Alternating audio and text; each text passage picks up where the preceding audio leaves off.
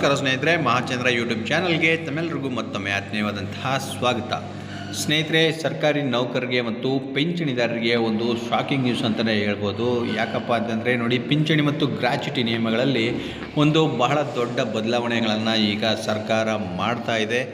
ಏನು ಬದಲಾವಣೆಗಳನ್ನು ಮಾಡ್ತಾ ಇದೆ ಅಂತ ನಾನು ಈ ವಿಡಿಯೋನಲ್ಲಿ ನಿಮಗೆ ತಿಳಿಸ್ಕೊಡ್ತಾ ಇದ್ದೀನಿ. ವಿಡಿಯೋ ಸ್ಕಿಪ್ ಮಾಡ್ದೇ ಪೂರ್ತಿಯಾಗಿ ನೋಡಿ. ಹಾಗೆ ನಮ್ಮ ಚಾನಲ್ನ ಇನ್ನೂ ಯಾರ್ಯಾರು ಸಬ್ಸ್ಕ್ರೈಬ್ ಮಾಡ್ಕೊಂಡಿಲ್ಲ ಅವರು ಈ ಕೂಡಲೇ ಸಬ್ಸ್ಕ್ರೈಬ್ ಮಾಡ್ಕೊಳ್ಳಿ. ಬನ್ನಿ ಸ್ನೇಹಿತರೆ, ಹಾಗಾದರೆ ನೋಡೋಣ ಸರ್ಕಾರ ಈಗ ಪಿಂಚಣಿ ಮತ್ತು ಗ್ರ್ಯಾಚ್ಯುಟಿ ನಿಯಮಗಳಲ್ಲಿ ಏನು ಬದಲಾವಣೆಗಳನ್ನು ಮಾಡ್ತಾ ಇದೆ ಅಂತಂದರೆ ನೋಡಿ, ಇತ್ತೀಚೆಗೆ 7ನೇ ವೇತನ ಆಯೋಗದ ಅಡಿಯಲ್ಲಿ ಕೇಂದ್ರ ಸರ್ಕಾರಿ ನೌಕರರಿಗೆ ನೀಡಲಾಗುವ ಪಿಂಚಣಿ ಮತ್ತು ಗ್ರ್ಯಾಚ್ಯುಟಿಗೆ ಸಂಬಂಧಿಸಿದಂತೆ ಕೆಲವು ಹೊಸ ಘೋಷಣೆಗಳನ್ನು ಮಾಡಲಾಗಿದೆ. ಆದರೆ ಇದು ಉದ್ಯೋಗಿಗಳಿಗೆ ದೊಡ್ಡ ಆಘಾತವನ್ನು ಉಂಟು ಮಾಡಿದೆ. ಯಾಕಪ್ಪ ಅಂತಂದರೆ ನೋಡಿ, ಕೇಂದ್ರ ಸರ್ಕಾರಿ ನೌಕರರು ಮತ್ತು ಕೇಂದ್ರ ಸರ್ಕಾರಿ ಪಿಂಚಣಿದಾರರಿಗೆ ಒಂದು ಕಠಿಣ ಎಚ್ಚರಿಕೆಯನ್ನು ನೀಡಲಾಗಿದೆ.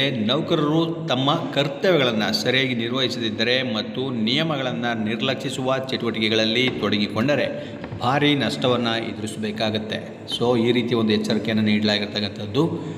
ಈ ಬಗ್ಗೆ ಸರ್ಕಾರವು ಅಧಿಸೂಚನೆಯನ್ನು ಹೊರಡಿಸಿದ್ದು, ಉದ್ಯೋಗಿಯೊಬ್ಬರು ತಮ್ಮ ಸೇವಾ ಅವಧಿಯಲ್ಲಿ ಸಂಪೂರ್ಣ ನಿರ್ಲಕ್ಷ್ಯ ಅಥವಾ ಯಾವುದೇ ಅಪರಾಧ ಎಸಗಿರುವುದು ಕಂಡುಬಂದರೆ ನಿವೃತ್ತಿಯ ನಂತರ ಅವರ ಪಿಂಚಣಿ ಮತ್ತು ಗ್ರ್ಯಾಚ್ಯುಟಿಯನ್ನು ನಿಲ್ಲಿಸಲಾಗುವುದು ಎಂದು ಎಚ್ಚರಿಕೆಯನ್ನು ನೀಡಿದೆ. ಕೇಂದ್ರ ನಾಗರಿಕ ಸೇವೆಗಳ ಪಿಂಚಣಿ ನಿಯಮಗಳು 2021ರಲ್ಲಿ ಮಾಡಲಾದ 8 ಬದಲಾವಣೆಗಳ ಅಡಿಯಲ್ಲಿ ಕೇಂದ್ರ ಸರ್ಕಾರಿ ನೌಕರರು ಕೆಲಸದ ಸ್ಥಳದಲ್ಲಿ ಯಾವುದೇ ಗಂಭೀರ ದುಷ್ಕೃತ್ಯ ಎಸಗಿದರೆ ಸಂಬಂಧಪಟ್ಟ ಇಲಾಖೆಗಳು ಮತ್ತು ನೇಮಕಾತಿ ಅಧಿಕಾರಿಗಳು ನೌಕರರ ಪಿಂಚಣಿ ಮತ್ತು ಗ್ರ್ಯಾಚ್ಯುಟಿಯನ್ನು ನಿಲ್ಲಿಸುವ ಹಕ್ಕನ್ನು ಹೊಂದಿರ್ತಾರೆ. ಸೊ ಈ ರೀತಿ ಒಂದು ಬದಲಾವಣೆಗಳನ್ನು ಮಾಡಿದ್ದಾರೆ.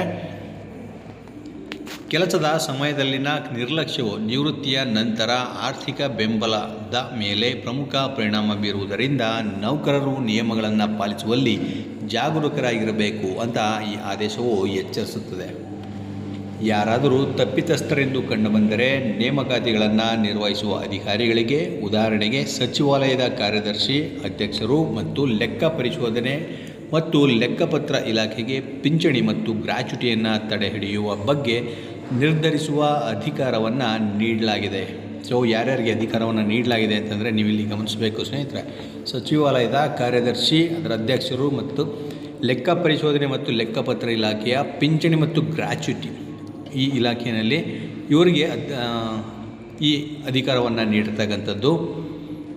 ಕೇಂದ್ರ ಸರ್ಕಾರಿ ಸೇವೆಗಳಿಂದ ನಿವೃತ್ತರಾದ ಪಿಂಚಣಿದಾರರು ನಿವೃತ್ತಿಯ ನಂತರ ತಪ್ಪಿತಸ್ಥರೆಂದು ಸಾಬೀತಾದರೆ ಅವರಿಗೆ ಪಾವತಿಸಿದ ಮೊತ್ತವನ್ನು ಹಿಂತಿರುಗಿಸಬೇಕಾಗುತ್ತೆ. ಈ ಥರದ್ದೊಂದು ಬದಲಾವಣೆಯನ್ನು ಮಾಡಲಾಗಿದೆ. 7ನೇ ವೇತನ ಆಯೋಗದ ಅಡಿಯಲ್ಲಿ ಅಂತಹ ಸಂದರ್ಭಗಳಲ್ಲಿ ಉದ್ಯೋಗಿಯ ಪಿಂಚಣಿ ಅಥವಾ ಗ್ರ್ಯಾಚ್ಯುಟಿಯನ್ನು ನಿಲ್ಲಿಸಿದರೆ ಅಥವಾ ಕಡಿಮೆ ಮಾಡಿದರೆ UPSCಯಿಂದ ಶಿಫಾರಸುಗಳನ್ನು ಪಡೆಯಬೇಕು. ಈಗಾಗಲೇ ನಿಗದಿಪಡಿಸಿದ ನಿಯಮ 44ರ ಪ್ರಕಾರ ಉದ್ಯೋಗಿಗಳಿಗೆ ತಿಂಗಳಿಗೆ ಕನಿಷ್ಠ ನಿಗದಿತ ಮೊತ್ತ 9,000 ರೂಗಳನ್ನು ನೀಡಲಾಗುತ್ತದೆ. ಈ ನಿಯಮ ಎಲ್ಲ ಕೇಂದ್ರ ಸರ್ಕಾರಿ ನೌಕರರಿಗೆ ಅನ್ವಯಿಸುತ್ತದೆ. ಭವಿಷ್ಯದಲ್ಲಿ ರಾಜ್ಯ ಸರ್ಕಾರಗಳು ಸಹ ಇದೇ ರೀತಿಯ ನಿಯಮಗಳನ್ನು ಜಾರಿಗೆ ತರಬಹುದು ಎಂದು ಹೇಳಲಾಗ್ತಾ ಇದೆ. ಸೊ ಇನ್ನು ಮುಂದೆ ಸರ್ಕಾರಿ ನೌಕರರು ಬಹಳ ಜಾಗೃತಿಯಿಂದ ಇರಬೇಕು ಸ್ನೇಹಿತರೆ. ಸೊ ಅವರಿಗೆ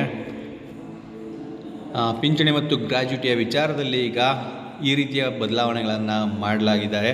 ಸೊ ಇಲಾಖೆಗಳು ಕ್ರಮಬದ್ಧವಾಗಿ, ಶಿಸ್ತುಬದ್ಧವಾಗಿ ಈ ಕ್ರಮವನ್ನು ಜಾರಿಗೊಳಿಸುವಲ್ಲಿ ಕಾರ್ಯನಿರತ ಆಗಿರುತ್ತೆ. ಸೊ ಎಲ್ಲ ಹುಷಾರಾಗಿ ಕೆಲಸ ಮಾಡಬೇಕು ಅಂತ ಹೇಳ್ತಾ ಬನ್ನಿ ಸ್ನೇಹಿತರೆ, ಮತ್ತಷ್ಟು ಇದೇ ರೀತಿಯ ಮಾಹಿತಿ ಜೊತೆಗೆ ನಾನು ನಿಮ್ಮನ್ನು ಮತ್ತೆ ಭೇಟಿ ಮಾಡ್ತೇನೆ. ನಮಸ್ಕಾರ.